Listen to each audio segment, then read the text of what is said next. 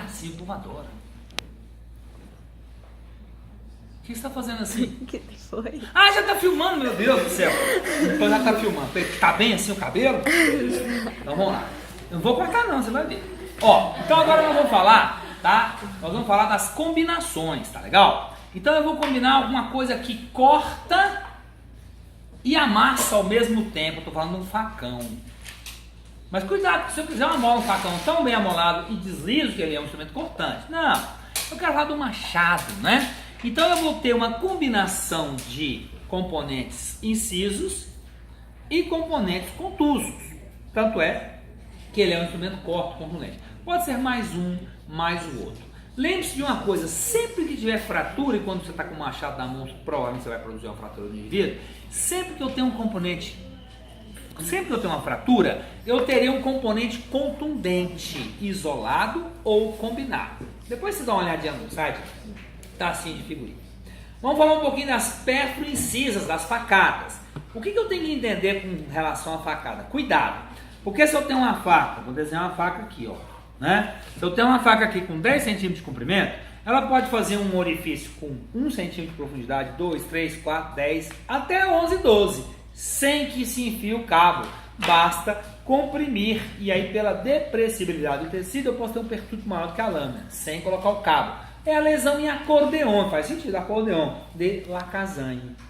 Com relação à largura, se ela tem no máximo aqui 3 centímetros, ela pode ter 1, 2, 3, 4, 5, 6. Olha, claro, porque às vezes eu inclino a faca, então o seu longo eixo não está alinhado com a linha de translação. Ou depois que eu coloco, eu tenho um movimento. A única coisa de faca que dá para falar é o seguinte: não seria possível 10 centímetros de profundidade sem os 3. Lembrando que eu posso ter a faca com 1 gume e 2 gumes. Essa análise nem sempre é perfeita, tá? Às vezes você fica na dúvida. Mas o fato é que se a lesão for assimétrica, você pode dizer, aquele ângulo que tem um gume mais, o ângulo mais agudo, é a borda, né? É o lado do gume.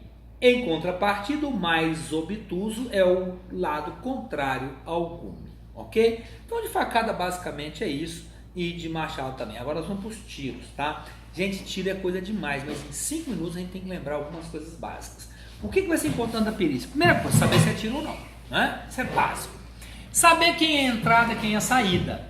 Porque às vezes um tiro que entra na região anterior do tórax e sai na região posterior tem um significado completamente diferente do contrário.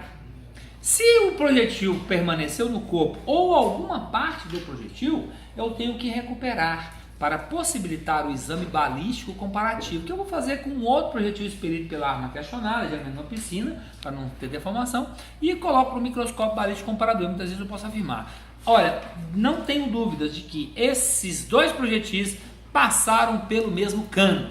Esse é um exemplo que se faz na bala. Mas podemos também fazer no estojo, pela marca da espoleta, pela marca da culata, pela marca do extrator, do ejetor, da face lateral. Nossa, então quer dizer que o estojo é muito melhor do que a bala, porque a bala só tem um. Não, ela tem uma quantidade imensa de itens para serem olhados. Mas não troque 10 estojos por um projetil. Fique com um projetil que é muito mais importante. Agora vamos para o corpo humano.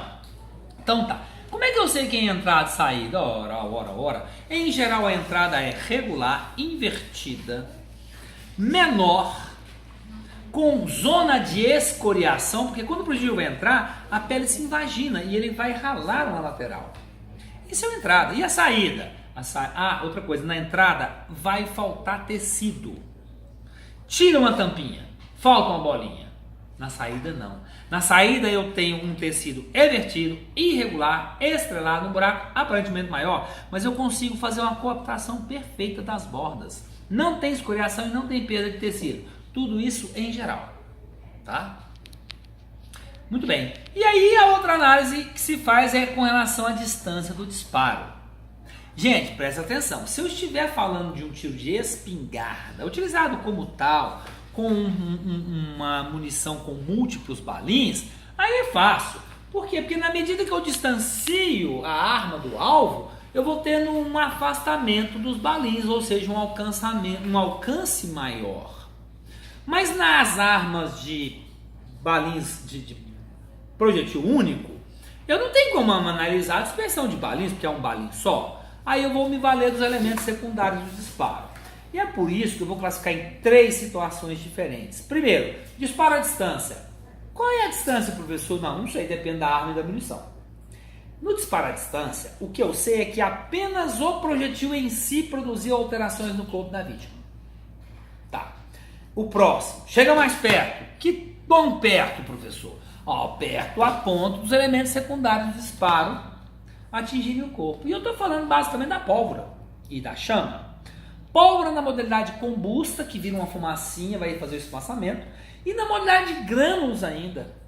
Porque esses grânulos terão energia cinética suficiente, a depender da distância do alvo, de penetrarem na pele. E fura mesmo. Vocês viram nas imagens. E se a pessoa sobrevive, aquela pólvora incrustada na pele do indivíduo vai deixá-lo manchado, tatuado. Daí o nome tatuagem. Sei. Então, quando é de pertinho, a pólvora pega na pessoa, tanto na forma combusta quanto incombusta, e também, porque não, em alguns casos, a chama, produzindo queimaduras. Por que eu falei queimaduras agora? Para te lembrar que esse é o disparo a queima-roupa, sinônimo de curta distância. Eu tenho que medir o grau de espalhamento, porque se eu sei que a pólvora se espalhou por um diâmetro de 10 centímetros, eu posso pegar essa arma, a mesma, questionada. E muitas vezes até já determinei que foi ela que produziu a lesão. Levo o stand de tiro, uso uma munição semelhante, faço diversos disparos em distâncias distintas e analiso por comparação e posso dizer mais ou menos a distância do disparo. E finalmente agora nós vamos encostar a arma no indivíduo, bem encostadinho assim mesmo. Aí eu tenho que pensar. É possível que o corpo absorva todo aquele gás produzido pelo disparo, como por exemplo um tiro na barriga? Sim. Então entra tudo lá para dentro. E eu vou ter a marca do cano quente, sinal de um Weingartner. Mas se o disparo for na testa, por exemplo, eu tenho um osso. Parte entra e transfixa o osso e entra para dentro, porque também não poderia entrar para fora. Mas parte do gás vai descolar no nível periosteal, vai formar uma câmara, e isso vai explodir para fora, denominado câmara de mina de Hoffmann. E paralelamente à câmara de mina de Hoffmann, eu terei, sabe o que? O esfumaçamento do osso, que se chama sinal de Benazzi. Então olha só, disparo encostado, 2 tipos, com osso subjacente, sem osso subjacente. Sem osso subjacente, normal, é uma entrada que apenas eu acrescento uma queimadura com a marca do cano. E dependendo do cano fica bonitinho. Tá? E se for uma pistola que tem um movimento do ferrolho, pode beliscar também. Tem uma figurinha lá no site para você olhar. Agora, se tem um osso subjacente, o exemplo melhor é um na testa que tem lá no site, você vai ver 2 fenômenos distintos. Um restrito a partes moles, eu quero dizer que se você enterrar o corpo ele desaparece. É a câmara de mina de Hoffmann. Fica estrelado e vertido. Mas professor, estrelado e vertido não é saída? Seria se eu não completasse. Você não deixou eu acabar de molhar a boca. Primeiro, é estrelado e vertido, mas não com água, falta pedaço. E segundo, está tudo escurecido por conta dos efeitos da pólvora. E aí eu vou procurar no osso, porque tem que ter um osso atrás para esse fenômeno ter acontecido. Você vai encontrar no osso uma queimadura barra esfumaçamento, que chama sinal de Benazzi. E quando eu enterro o indivíduo, esse sinal não desaparece. Ele pode ficar 5, 10 anos enterrado, que eu poderia demonstrar que foi um disparo encostado. Ok? Então assim, para uma revisão de forma muito singela, é isso. Só lembrando, 38 é o que mesmo? Tá, 38 centésimos de polegada. Tá. E 9 milímetros? Eu acho que já falei, né? 9 milímetros. Estou falando do diâmetro. Tá? Lembrando que a arma ela tem o diâmetro nominal e o diâmetro real. E a diferença é se você inclui ou não os ressaltos, tá? Na hora de realizar essa medida. Então, boa prova semana que vem. Um abraço.